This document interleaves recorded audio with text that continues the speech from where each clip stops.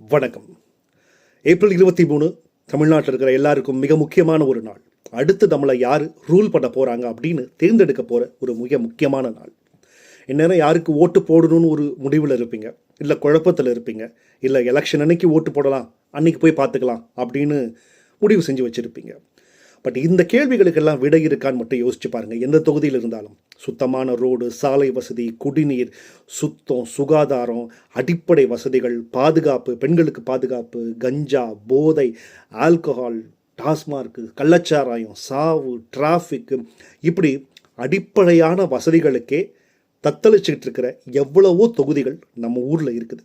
ஒவ்வொரு வாட்டி வாக்கு கேட்டு வர்றப்பையும் இந்த வருஷத்தை நான் செஞ்சிடுறேன், அடுத்த வருஷத்தை செஞ்சிடுறேன் அப்படின்னு தான் நம்மளை ஏமாற்றி 50 வருஷம் இன்னும் வளரவிடாமையே இந்த சிஸ்டமை ஃபெயிலியர் ஆக்கவே வச்சுருக்கிறாங்க. எலெக்ஷன் அப்போ மட்டும் உங்ககிட்ட வந்து 5000 10,000 அப்படின்னு ஒரு ஓட்டுக்கு காசை கொடுத்துட்டு உங்கள் வாக்கை வாங்கிட்டு போயிடுறாங்க. ஒரே ஒரு வாட்டி ஒரு புதிய மாற்றத்திற்காக புதுசாக நான் இதை செய்கிறேன், ஒரு நல்ல கவர்னன்ஸை கொடுக்குறேன் அப்படின்னு மாற்றத்தை கொண்டு வர்றவங்களுக்கு உங்கள் ஓட்டை போடுங்க. இவருக்கு தான் ஓட்டு போடுங்கன்னு நான் சொல்ல மாட்டேன். ஒரு நல்ல மாற்றத்தை கொடுக்குறேன் அப்படின்னு நம்பிக்கையோடு இருக்கிறவங்களுக்கு, நம்பிக்கை தர்றவங்களுக்கு உங்களுடைய ஓட்டை மறக்காமல் போடுங்க. ஒரு அண்ணனா, ஒரு தம்பியா உங்ககிட்ட கேட்குறேன், ஒரு இன்ஃப்ளூயன்ஸராக, ஒரு யூடியூபராகவும் கேட்குறேன், ஓட்டை மறக்காமல் போடுங்க.